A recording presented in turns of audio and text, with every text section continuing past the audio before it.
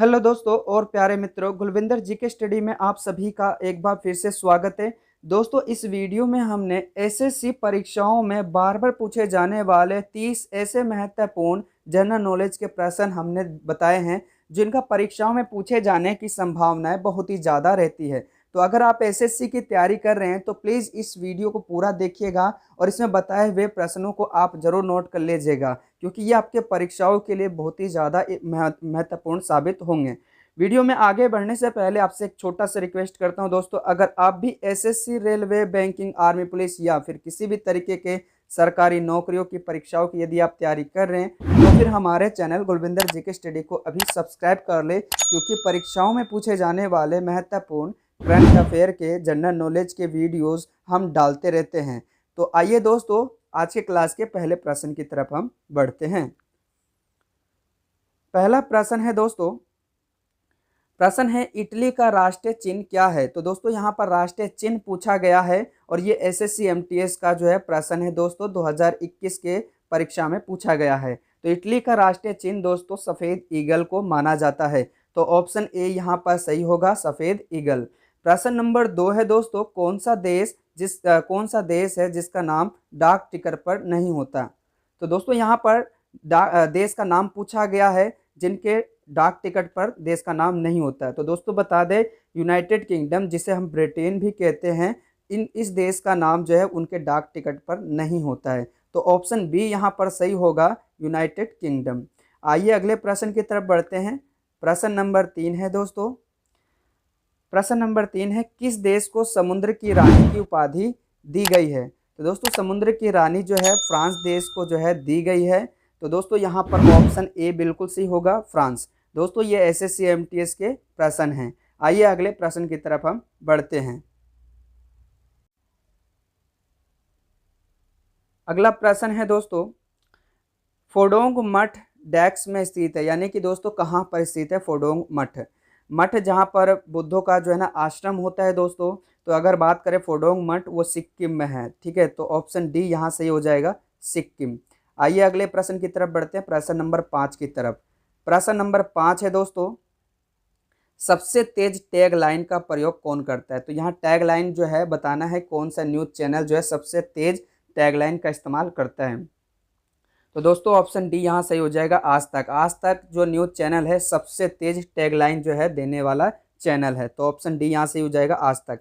दोस्तों इन क्वेश्चन को आप जरूर नोट्स कर लीजिएगा, क्योंकि आपके परीक्षाओं के लिए बहुत ही ज़्यादा इम्पोर्टेंट है। आइए अगले प्रश्न की तरफ बढ़ते हैं। प्रश्न नंबर 6, पारो शहर डेक्स का जो है एक प्रसिद्ध पर्यटन स्थल है। तो पारो शहर कहाँ है दोस्तों। तो बता दें भूटान में है, और भूटान में एक शहर है जिसका नाम है पारो, और ये घूमने के लिए बहुत ही प्रसिद्ध जो है जगह है। तो यहाँ पर पारो शहर भूटान पे हो जाएगा, यानी ऑप्शन सी सही हो जाएगा, भूटान। आइए अगले प्रश्न की तरफ बढ़ते हैं। प्रश्न नंबर 7, प्रश्न नंबर 7 है दोस्तों, कास्ट शब्द निम्नलिखित में से किस भाषा से लिया गया है। तो दोस्तों जैसे कि हम जाति शब्द का प्रयोग करते हैं, अंग्रेजी में इसे कास्ट कहते हैं। तो कास्ट शब्द जो है दोस्तों वो पुर्तगाली भाषा से लिया गया है। तो ऑप्शन ए यहाँ सही हो जाएगा, पुर्तगाली। अगला प्रश्न है दोस्तों, प्रश्न number 8, the power of dream किस ब्रांड का टैगलाइन से संबंधित है। तो दोस्तों द पावर ऑफ ड्रीम जो टैगलाइन है वो होंडा ब्रांड से संबंधित है। होंडा ब्रांड जो है द पावर ऑफ ड्रीम नामक जो है टैगलाइन लगाता है। ऑप्शन ए इसका सही हो जाएगा। अगले प्रश्न की तरफ बढ़ते हैं, प्रश्न नंबर 9 की तरफ दोस्तों। प्रश्न नंबर 9 है दोस्तों, न्यूजीलैंड के निवासी को क्या कहा जाता है। बहुत ही इंपॉर्टेंट प्रश्न है दोस्तों। तो न्यूजीलैंड के निवासी को कीवी के नाम से जाना जाता है। तो ऑप्शन बी यहाँ सही हो जाएगा, कीवी। अगला प्रश्न है दोस्तों, प्रश्न नंबर 10, निम्नलिखित में से कौन सी एशिया की सबसे बड़ी घाटी है। दोस्तों यहाँ पर एशिया की घाटी पूछा गया है, संसार का नहीं पूछा गया है और ना ही भारत का।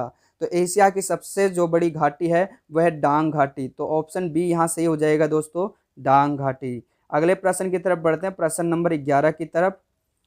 प्रश्न नंबर 11 है दोस्तों, मट्टनचेरी महल कहाँ स्थित है। तो दोस्तों मट्टनचेरी महल जो है वो उड़ीसा में स्थित होगा दोस्तों। ठीक है, थोड़ा सा इस प्रश्न पे हमें डाउट है दोस्तों। अगर आपको इसका सही उत्तर पता है तो आप हमारे कमेंट बॉक्स में इसका उत्तर जरूर दीजिएगा। फिलहाल इस क्वेश्चन को हम होल्ड करके रखते हैं, आपके ऊपर छोड़ते हैं। अगला प्रश्न है 12वें प्रश्न की तरफ बढ़ते हैं।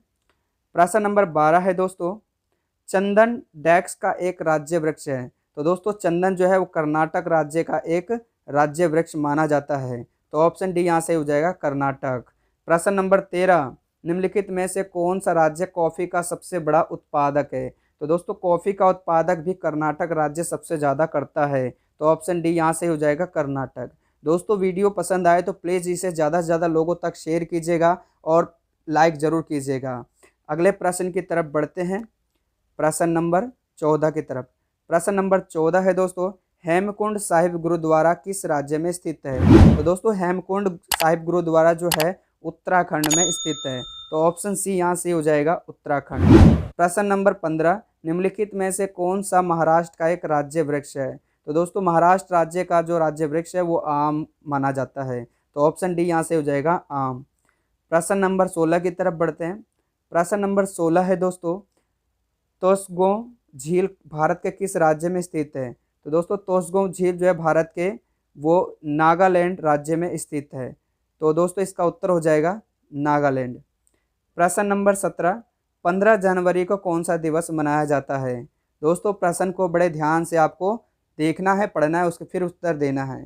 तो दोस्तों प्रत्येक वर्ष 15 जनवरी को सेना दिवस के रूप में भारत में मनाया जाता है। तो दोस्तों यहाँ पर ऑप्शन सी सही हो जाएगा सेना दिवस। प्रश्न नंबर 18, प्रश्न नंबर 18 है दोस्तों, हिंदी दिवस प्रतिवर्ष कब मनाया जाता है। तो प्रत्येक वर्ष जो है 14 सितंबर को हिंदी दिवस के रूप में मनाया जाता है। प्रश्न नंबर 19, त्रिपुरा राज्य की स्थापना कब हुई थी। तो दोस्तों त्रिपुरा राज्य की स्थापना जो है 21 फरवरी को हुई थी। तो ऑप्शन ए यहाँ से हो जाएगा 21 फरवरी।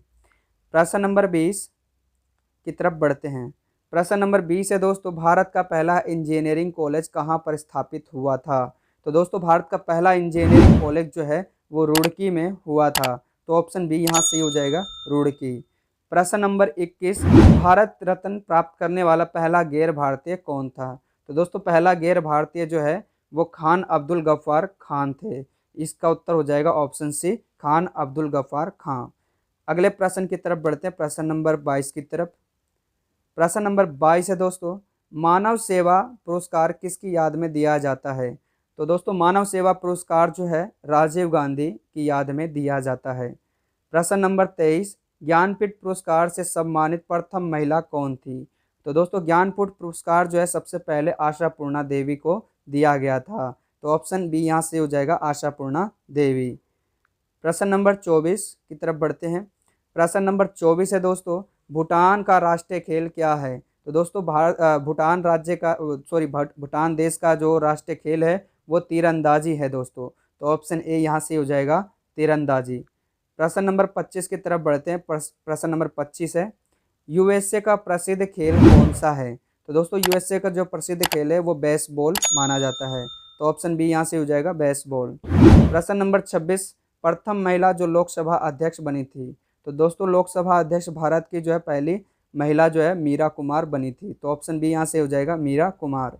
प्रश्न नंबर 27 की तरफ बढ़ते हैं। प्रश्न नंबर 27 है, भारत का पहला गृह मंत्री कौन थे। तो दोस्तों भारत के पहले गृह मंत्री आयरन मैन के नाम से जाने जाते हैं, जो कि सरदार वल्लभ भाई पटेल थे। तो ऑप्शन बी यहाँ से हो जाएगा सरदार वल्लभ भाई पटेल।